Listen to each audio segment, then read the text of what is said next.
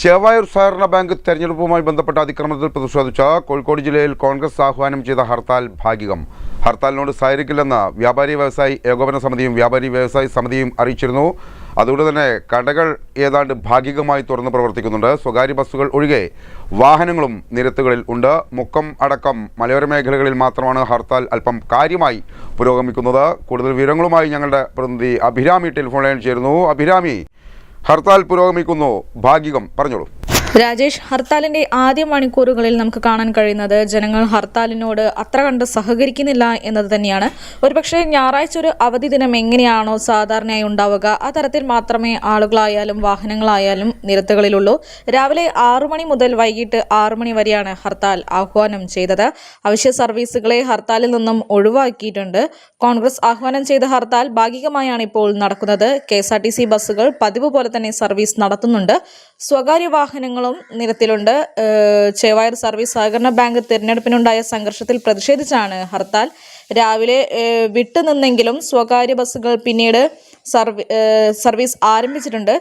അന്തർജില്ലാ സർവീസുകളും പതിവ് പോലെ നടക്കുന്നുണ്ട്. ഹോട്ടൽ അടക്കമുള്ള സ്ഥാപനങ്ങൾ തുറന്ന് പ്രവർത്തിക്കുന്നുണ്ട്. കൂടാതെ പാൽ, പത്രം, ആംബുലൻസ്, ആശുപത്രി, വിവാഹ സംഘം, മറ്റ് ആവശ്യ സർവീസ് എന്നിവയെ നേരത്തെ ഹർത്താലിൽ നിന്ന് ഒഴിവാക്കിയിട്ടുണ്ട്. വ്യാപാരികളടക്കം ജനങ്ങൾ ഹർത്താലിനുമായി സഹകരിക്കണമെന്ന് MK രാഘവൻ MPയും DCC പ്രസിഡന്റ് അഡ്വക്കേറ്റ് K പ്രവീൺകുമാറും ആവശ്യപ്പെട്ടിരുന്നു. എന്നാൽ ഹർത്താലുമായി സഹകരിക്കില്ലെന്നും കടകൾ തുറക്കുമെന്നും വ്യാപാരി വ്യവസായി ഏകോപന സമിതി ജില്ലാ കമ്മിറ്റിയെ അറിയിച്ചിരുന്നു. അതേസമയം മലയോര മേഖലയിൽ ഹർത്താൽ ഭാഗികമായി ബാധിച്ചിട്ടുണ്ട്. മലയോര മേഖലയിലേക്ക് ബസ് സർവീസ് നടത്താത്തത് ജനങ്ങളെ ഏറെ വലച്ചിട്ടുണ്ട്. മുക്കത്ത് കോൺഗ്രസ് പ്രവർത്തകർ ഹർത്താലിന്റെ ഭാഗമായി വാഹനങ്ങളും തടഞ്ഞിട്ടുണ്ട്. കൂടാതെ കടകളും അടപ്പിച്ചിട്ടുണ്ട്. ചേവായൂർ സഹകരണ ബാങ്ക് തെരഞ്ഞെടുപ്പിന്റെ മറവിൽ സംഘർഷം സൃഷ്ടിച്ചതിന് പിന്നാലെയാണ് ഹർത്താലിന് ജില്ലാ കോൺഗ്രസ് ആഹ്വാനം ചെയ്തത്. പതിറ്റാണ്ടുകളായി കോൺഗ്രസ് ഭരിച്ചിരുന്ന ബാങ്കിൽ ഇത്തവണ കോൺഗ്രസ് വിമത സംഘമാണ് വിജയിച്ചത്. ഭരണസമിതിയിലുണ്ടായ ഒരു വിഭാഗം കോൺഗ്രസ് നേതൃത്വവുമായി തെറ്റി സ്വമേധയാ കുറച്ചു കാലമായി പ്രവർത്തിച്ചിരുന്നത്. ഇവരെ അച്ചടക്ക നടപടി സ്വീകരിച്ച പാർട്ടി പുറത്താക്കുകയും ചെയ്തിരുന്നു.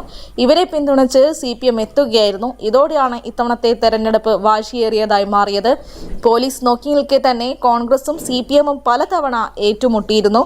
കള്ളവോട്ട് ആരോപിച്ചായിരുന്നു ഏറ്റുമുട്ടിയത്. കണ്ണൂർ മോഡൽ ആക്രമണമായിരുന്നു എന്നതാണ് നേതാക്കൾ പറയുന്നത്. രാജേഷ്, തീർച്ചയായും കോഴിക്കോട് ജില്ലയിൽ ചേവായൂർ സർവീസ് സഹകരണ ബാങ്കിലെ തെരഞ്ഞെടുപ്പുമായി ബന്ധപ്പെട്ട അതിക്രമത്തിൽ പ്രതിഷേധിച്ച് കോൺഗ്രസ് ആഹ്വാനം ചെയ്ത ഹർത്താൽ ഭാഗികം എന്നാണ് അഭിരാമി റിപ്പോർട്ട് ചെയ്യുന്നത്. കടകളെല്ലാം ഭാഗികമായി തുറന്ന് പ്രവർത്തിക്കുന്നുണ്ട്. അതിന് കാരണം വ്യാപാരി വ്യവസായ ഏകോപന സമിതിയും വ്യാപാരി വ്യവസായ സമിതിയും ഹർത്താലിൽ നിന്നും പിന്മാറണമെന്ന് കോൺഗ്രസിനോട് ആവശ്യപ്പെട്ടിരുന്നു. അവർ സഹകരിക്കില്ല എന്ന് ഇന്നലെ രാത്രി തന്നെ വ്യക്തമാക്കിയിരുന്നു. സ്വകാര്യ ബസ്സുകൾ ഒഴികെ വാഹനങ്ങളും നിരത്തുകളിൽ ഉണ്ട്. കൊയിലാണ്ടിയിലും മുക്കത്തുമടക്കം ചില മേഖലകളിൽ മാത്രമാണ് ഹർത്താൽ അനുകൂലികൾ കടകൾ നിർബന്ധമായി അടപ്പിക്കുന്നതും വാഹനങ്ങൾ തടയുന്നതുമെല്ലാം. മലയോര മേഖലകൾ മാത്രമാണ് ഹർത്താൽ കാര്യമായി നടക്കുന്നത്. അല്പസമയത്തിനകം 1 മണി വാർത്തയിൽ കൂടുതൽ വിവരങ്ങൾ അഭിരാമി നൽകുമെന്ന് പ്രതീക്ഷിക്കാം. വിവരങ്ങൾ നൽകിയ ഞങ്ങളുടെ പ്രതി അഭിരാമിയാണ്. മറ്റു വാർത്തകളിലേക്ക്